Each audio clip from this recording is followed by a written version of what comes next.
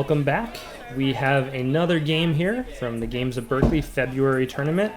I have with me Nathan once again, helping to commentate. How are you doing tonight, Nathan? I'm good, Brian.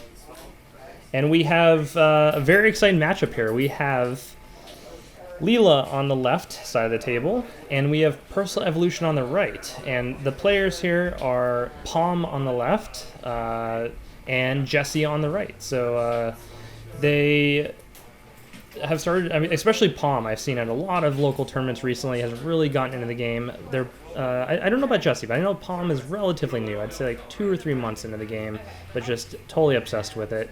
And I love this matchup. What do you think? Oh, Leela and Personal Evolution is a very interesting one because Leela basically gets to reset all of the advanceable traps that Jinteki puts out, right? That was one of the first ideas that actually came to my head when I first saw Leela, even beyond just, you score an agenda on your last click and now I'm going to pop the ice on your HQ and siphon you. It was anything that's advanceable gets removed from the table and loses all of its investment. All the progress. So yeah, the basically Leela, she will take an unresed card on the table when an agenda is scored or stolen, and it'll go back to the corp's headquarters, to their hand. And so with PE, if they have traps, potential traps down on the table, and Leela gets into a central server, for example, steals an agenda, that trap can go right back into HQ, effectively diffusing it. So it's really, I'd give the immediate advantage to Leela, you know? Yeah, absolutely. Secondarily, if Leela gets, a little bit reckless and steals an agenda on her, or an agenda on her final click, and she manages to remove a Ronin from the table, she can effectively prevent herself from dying. Yeah. It's a lot of utility in that ability, and especially in this matchup. So at the start, we had Personal Evolution. We had Jesse here on the right take a mulligan. I don't think there was a mulligan on the criminal side. And we have a hedge fund double ice on the corp side. And we have a counter to that of Katie Jones bringing in some money in the future on her helicopter thing, her hopper, I think it's called. And gonna go set up for some probing of those central servers, I'm sure.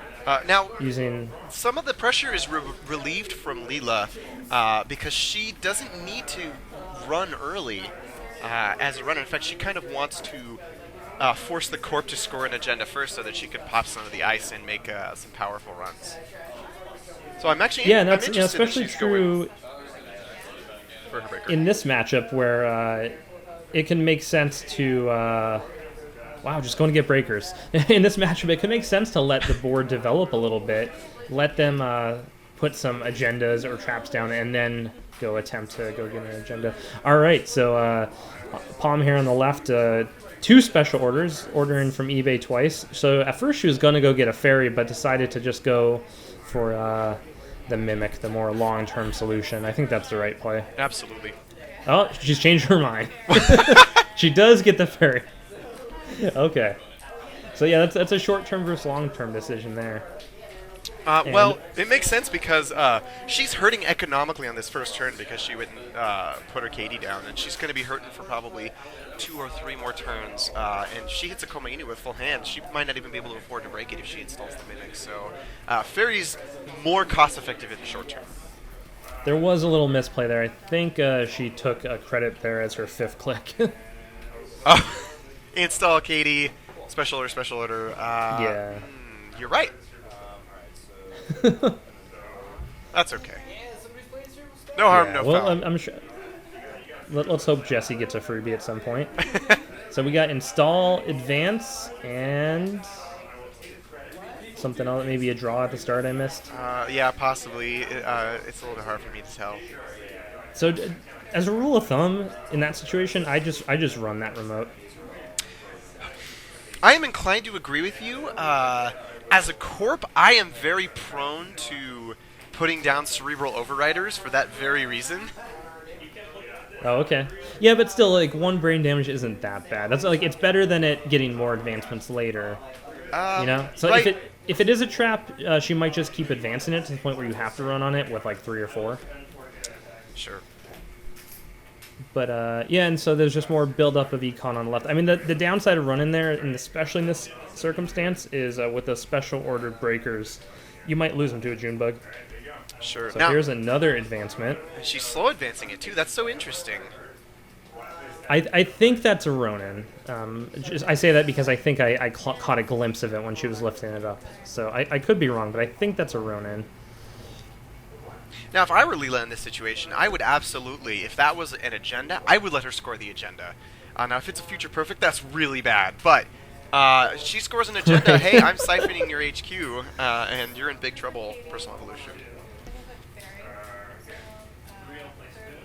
Okay, Fairy is down. She first clicks Katie. I would probably wait till a little bit later in turn to click Katie, just because you might need that click / money. Mm-hmm. It's absolutely true, especially against personal evolution. They really compress you. Yeah. I mean, it's great. She's got it up to 9 credits, and this is where it's starting to become really profitable. But at the same time, we are getting a lot of advancements on the corp side of the table. Now, what's interesting is, what are these advancements getting personal evolution? They kind of compound each other. Like, every advancement that goes on the table puts more pressure on the runner, to the point where the runner, at some point, is just going to have to take a guess and run on one of them. Because threatening double Ronin is a big problem. Okay, some more advancements and drawing a card. That might have been the mandatory. I couldn't quite tell. It would be very interesting if she was doing something like bluffing a future perfect. I've had that happen, and it is fantastic. Well, I mean, why not just score it out now? Well, it's clearly not, right? But once she had it at 2, I mean, in this matchup, that's not a good bluff. Absolutely. Absolutely. I do think that is the Ronin. I would feel very scared as personal evolution right now with a Ronin on the table that I had already completely advanced. Yeah, it depends what other cards you have down in the remotes and what ice you have to protect centrals. If she's pretty confident she could keep the runner out of her centrals for this turn, then it might be safe. I suppose that's true. Now, so this turn, right? But very soon, look how quickly this is getting away from her. Now she has, now Leela has 9 credits and a fairy on the table. She can run R&D with a Maker's Eye or something like that. Ooh, more build-up. So you're gonna get cards, which is good. It's gonna take some time though. Okay, so getting the whole Breaker Suite online. We have Rex there, the Cerebrus, the dog. Each token will break two Code Gate subroutines. 2 Code Gate subroutines, and it's strength 3, I think. No, that one's 1. Oh, is it really? I think so, yeah. I mean, so that was a House of Knives there, unadvanced. Oh, so she scored it on last turn. Oh, now what's interesting is she might snipe the account siphon out of Leela's hand. Now this is something I hadn't thought of. Oh yeah, they're trying to figure out what order it resolves in. Which this, I guess this could matter in terms of what or what card the runner selects, but in this case, the corpse turn, the corpse effect goes first. Yep. That is correct. So net damage will happen, and then a card will be. So I think this benefits the runner because the runner can make their decision based on what card they lose. Oh, the siphon is gone. Oh, nice. She's running only 3 cards. The thing is, that siphon wasn't going to be triggered because the corp only has 1 card. Oh man! And that was the right choice, I think. It's tempting to clear out one of the central ice, but the thing is, the corp's at 1 credit. You're probably getting through that ice anyway. Yeah, absolutely. That was the absolute correct choice. Especially that's 8 credits effectively that the corp lost. Yeah, 9 if you 4 credits and 4 clicks. And the nice thing about Leela's ability in that case is a card goes back into the corpse HQ, and then they have to discard. Oh, yeah! Ooh. So now the corp has to discard 2 cards. I see a Future Perfect in HQ as well. Yeah. Oh, I think 2 Future Perfects in HQ. Oh, That's man. not good. A legwork right now. Legwork. GG. Yeah. She only has 1 credit. That's very, very scary, being on 1 credit with Jinteki, right? I mean, Future Perfect is fantastic until you I have don't the think money. I don't think it's still a good idea to legwork because you know, fetal AIs could be a thing. She doesn't have very many cards in hand. She only has 2. So that's a bit problematic. Oh, Maker's Eye. There you go. And she doesn't have to worry about snares, but she does have to worry about fetal AIs. Yeah. Now, is it a pup is the question. Yeah, it could be. No res. No res. Okay, so a Cerebral Overrider, that'll get trashed. That is a good find. Ooh. That is Neural Katana. That is Snare. So that was great. 2 man. major traps disabled right there. Oh man, Personal Evolution it's so strong, but you are so vulnerable when you have no money. Yeah, and that used to be such a huge problem for PE, but they've gotten a lot of solutions recently. Celebrity Gift, Mental Health Clinic, Right. and Sundu all were major factors. Celebrity Gift probably the biggest one in my opinion. This is such a hard matchup for PE. PE really wants to just kind of score agendas whenever they want, whenever they can make a window. They don't really want to have to play into Leela's game. That's true. Now, Personal Evolution has this fantastic option that a lot of other corporations don't have, is that they can sit there and advance something 3 times and not score it, and then score it at the beginning of their next turn. And they can do that with all the bluffing going on, where a lot of corps really have trouble doing that. Effectively bluffing. Start a turn, Earthrise. I see a Stim Hack, and I think that's the same old thing. A little bit hard from this angle to catch the other cards in hand. Looks like a second copy of Corroder. That's good net damage absorption at this point. Yeah. Now, it's always the gambit with Leela. You want the corpse cards to be unrezzed. Looks like she's going to same old thing Maker's Eye again. Is that right? Yep. So that that's the 3rd click. Okay. 4th click. I think maybe she took a credit and then did all that because this is her 4th click. Okay. And I think that might be a Baku. Ooh. Well, she is prepared. Yeah. Ooh. Okay, so that is Neural EMP. Okay. I think that might be Medical Fundraiser. Oh my, what are they doing? And that is Fetal AI. Oh, nice. Now, she has way more cards in hand at this point. Oh, only 4. I think she's still probably okay.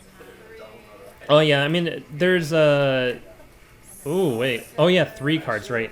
I mean, so there is going to be a Neural Katana here in hand, but unfortunately she doesn't have the money to trigger 2 of them, Neural EMP. should she have another one. Yeah, Neural EMP, right. Yes, and if that was a Ronin on the table, she wouldn't be able to score it. Right. So Personal So Evolution she's still doing deciding their work. what to bounce back into HQ. HQ Ice.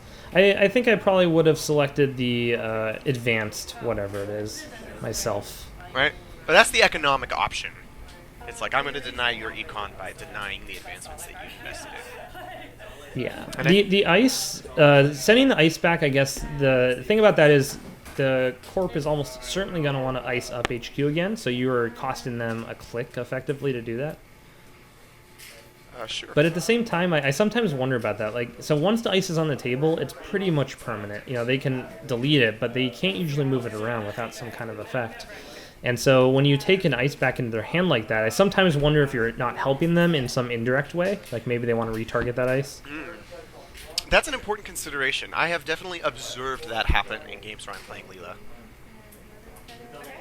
Something I think about, but I don't know how big a factor that is in practice.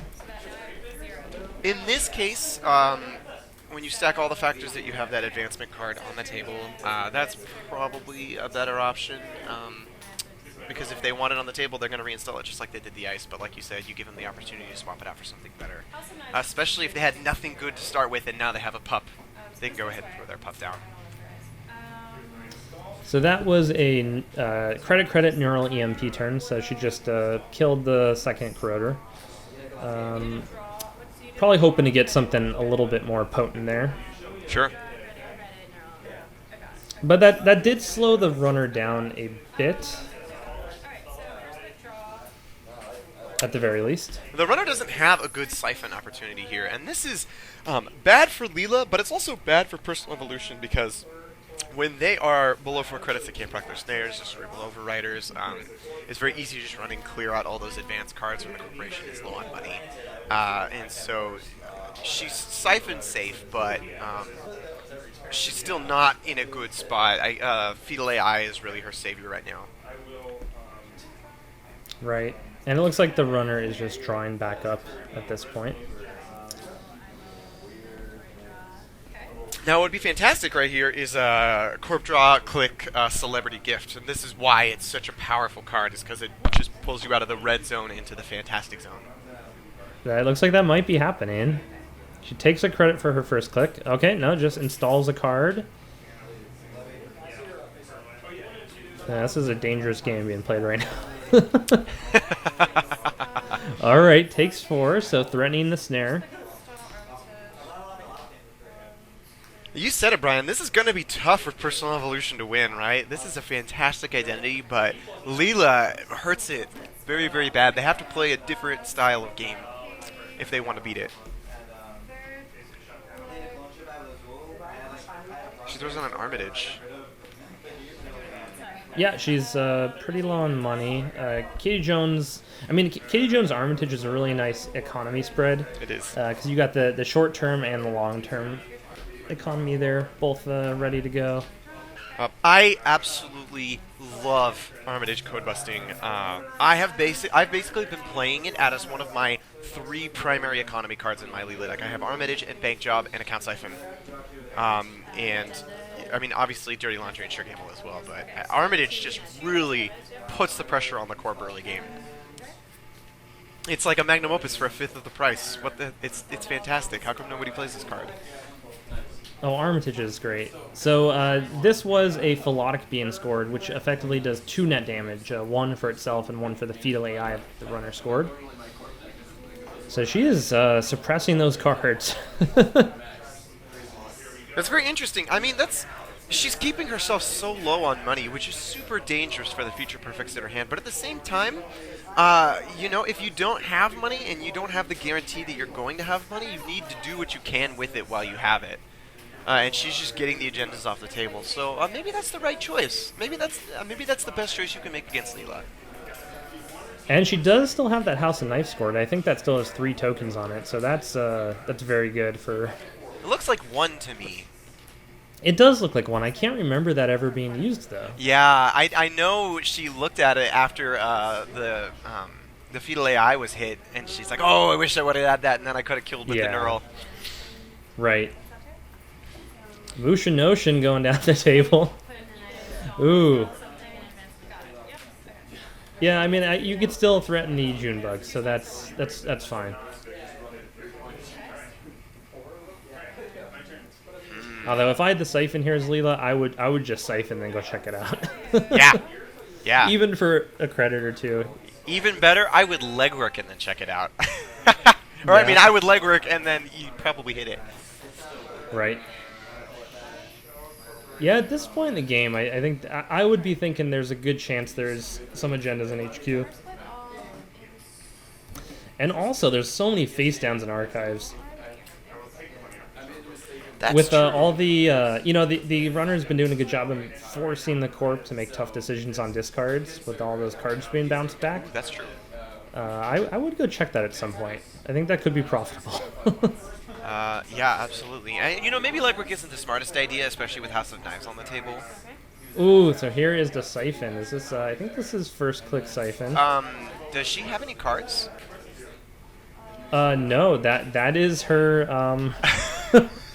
That was her card, I guess. I don't think so. Don't forget about the House of Knives. Uh-oh. Oh, looks like she just got away with it. Rock on.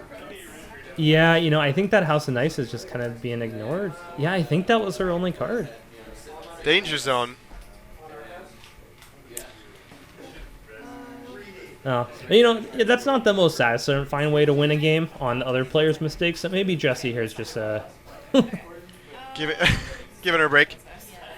Yeah, she's like, I don't want to win that way. Sure. But yeah, you can't run that agenda now without drawing first, and then that means you can't clear tags. You're probably safe from a Scorched Earth. Dude, she's in the danger zone right now, right? I mean, she could die to Yeah. click neural at this point. And she, I mean, you could. Yeah, you definitely have to draw. She definitely like wants to, you know, run whatever that advanced card is, but she can't do it with one card in You hand. can't. No, yeah, you can't, because she knows that Jessie has a neural EMP, at least one. You know, she played one, so, and she only saw one, right? Oh no, you're right. She did play it. Yeah, so you can guess. You can hope she doesn't have a neural EMP, but it's a risk. Okay, so that is advance and Ronin. Oh, So that was credit, advance, Ronin. So that is the game. that is game. Scary, scary. Yeah, that siphon I think was the big mistake. Ignoring the House of Knives thing, it was probably just in hindsight not a good siphon. I didn't realize that she was so low on cards at that point. Sure, yeah. Now that the turn right before was the one where the Philotic was scored, correct? Now she. Yeah, you might be right. So Yeah, she probably had 3 cards and went down to 1. No, she had 2 because she had the R&D interface, unless she installed the R&D interface. So that turn she had RDI and account siphon. So she might have drawn up, but that's really what it is. Then it's the turn before, and you gotta just respect personal evolution and say, okay, you knocked out half my hand, and I cannot run without cards, and so you have forced me to draw cards this turn, and that's the game you have to play with them. And if you don't respect that, die to a Ronin. House of Knives. Yep, so many sharp things that can cut you. That's right. But yeah, I think Jessie did a pretty good job of suppressing the hand throughout the game, just like doing little cuts of damage to increase that pressure until the kill was available. So that was pretty well played. Yeah, absolutely. Absolutely, All right, and that against the is Leela as well. the Man, game. you gotta take note of that. That beating a Leela is very difficult as personal evolution. So well done. Yeah, I'd like to hear, like, someone should do a write-up of like a person who plays a lot of personal evolution, plays against a lot of Leela, should write up how to deal with that matchup, because I think of it myself, and I think I would be a pretty unhappy court player in that scenario. Yeah, absolutely. I remember playing against Leela with my IG deck, which was a little bit similar to PE. And I think in that matchup, I just tried to rush agendas as fast as I could. Like, I just tried to build up double ice everywhere, build up a decent remote, and just try and get agendas out. I think that's how I did it. Sure. But that is tough. All right. Well, thanks for helping to commentate. Sure, thanks a lot. Thanks for having me, Brian. All right. We will have more up on the channel very soon.